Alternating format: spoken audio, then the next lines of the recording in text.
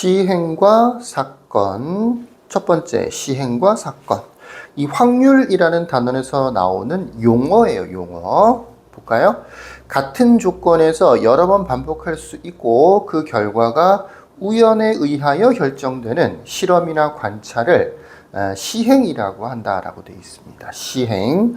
여기 얘기하는 우연에 의하여 결정되는 이라는 말이 좀 중요해요. 임의의 뭐 이런 거랑 비슷한 말이 되는 겁니다. 여러 번 반복할 수 있다는 것도 뭐 의미가 있을 수 있죠.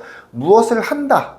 예를 들어서 주사위를 던진다. 이 던지는 일 자체를 보통 뭐라고 하느냐면 시행이라고 하는 거야. 주머니에서 공을 꺼낸다. 그러니까 꺼내서 뭐가 나왔다가 아니고 주머니에서 공을 꺼내는 행위 자체를 보통 뭐라고 하느냐? 시행이라고 한다고요. 주사위를 던진다라고 하면 던지는 행위, 또 공을 뽑는다라고 하면 공을 뽑는 행위, 제비를 뽑는다라고 하면 제비를 뽑는 행위, 이런 행위 자체를 보통 시행이라고 합니다. 두 번째, 어떤 시행에서 일어날 수 있는 모든 결과의 집합을, 집합이라고 되어 있죠? 여기서 확률에서도 보통 집합으로 보통 표현을 많이 해요. 어떤 시행에서 일어날 수 있는 모든 결과의 집합을 표본 공간이라고 하고요. 표본 공간. 아마 모든 결과의 집합이다 보니까 집합에서 보통 얘기하는 전체 집합, U랑 좀 비슷하겠죠. 그거를 여기서는 표본 공간이라고 한다고요. 표본 공간. 뭐 자주 듣는 말은 아닐 거예요. 표본 공간의 부분 집합을 사건이라고 한다. 사건. 전체 집합, 부분 집합 이런 거랑 비슷한 개념이 되겠죠. 표본 공간. 일어날 수 있는 모든 결과의 집합. 예를 들어서 주사위를 던졌어. 그럼 보통 1부터 6까지가 나올 수가 있는 거지. 집합을 표현한 거랑 똑같은 거죠. 이거를 뭐라고 한다고요? 이거를 뭐라고 하느냐? 표본 공간이라고 한다라는 얘기죠. 이 표본 공간의 부분 집합. 예를 들어서 뭐 1, 2 이렇게 묶었어. 이런 걸 뭐라고 한다고요? 부분 집합 또는 집합이라고 안 하고 사건이라고 한다라고 되어 있네요. 사건이라고 한다. 자, 또 원소 한 개로 이루어진 사건을 근원 사건. 사건이란 말이 거의 집합이란 말과 동일한 말이 되는 거예요. 근데 집합에서는 사실 원소 한 개짜리 집합 이게 무슨 큰 의미가 있는 건 아니었는데 큰 의미가 있는 건 아니었잖아. 근데 여기 확률 쪽에서는 좀 큰 의미가 있는 것 같아요. 뭐라고 되어 있냐면 이 사건 원소가 한 개짜리 사건들 1, 2 그러니까 원소가 한 개짜리 집합이라고 생각하면 조금 더 이해하기가 편하겠죠. 하지만 우리는 확률을 지금 배우고 있는 거니까 다 사건이란 말을 쓸게요. 뭐 용어라든지 표현이라든지 이런 것들은 집합과 거의 동일하지만 우리는 사건이란 말을 쓰도록 합시다. 원소 한 개짜리 사건들 이런 원소 한 개짜리 사건들을 전부 다 뭐라고 한다고요? 근원 사건이라고 한다고요. 근원 사건. 그러니까 전체 표본 공간에 원소가 6개가 있다라고 하면 원소가 6개가 있다라고 하면 근원 사건도 당연히 6개가 있는 거겠죠. 용어니까 알아두시면 좋겠네요. 세 번째, 어떤 시행에서 반드시 일어나는 사건을 전사건이라고 하며 라고 되어 있네요. 어떤 시행에서 반드시 일어나는 사건을 전사건. 전사건이라는 것도 사건이란 말이 붙어 있죠. 집합이라는 얘기겠죠. 전사건은 실제로는 전체 집합.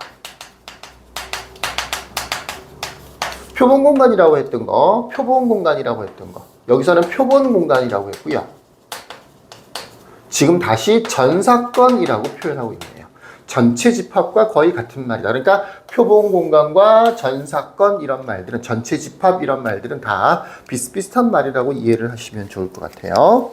어떤 사건에서 반드시 일어나는 사건을 전사건이라고 하며 표본 공간 자신의 집합이 된다. 표본 공간과 똑같다라는 얘기예요.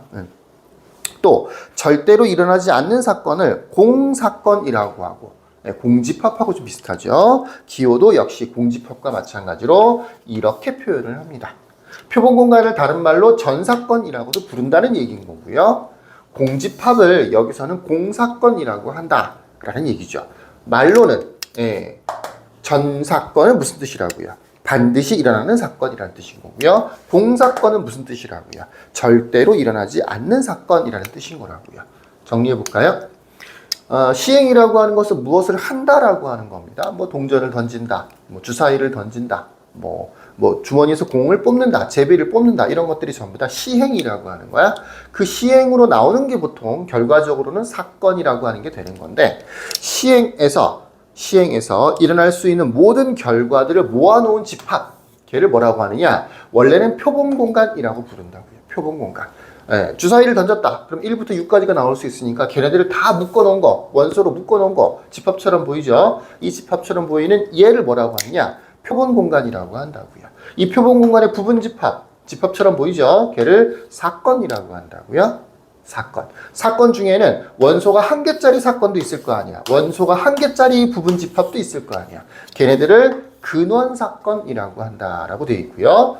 표본공간과 똑같은 말로 전사건이라는 말이 있는데, 전사건이라는 게 있는데, 말이 있는 게 아니고 전사건이라고 하는 게 있는데, 전사건은 표본공간과 똑같다라고 보셔도 되고, 의미상으로는 반드시 일어나는 사건이라는 뜻이다. 또 공사건이라고 하는 것도 있는데, 공집합하고 비슷하다. 반드시 일어나지 않는 사건, 절대로 일어나지 않는 사건, 이거를 공사건이라고 한다 라고 되어 있습니다.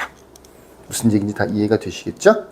자, 용어들에 대해서 좀 정리를 했습니다. 자, 여기까지.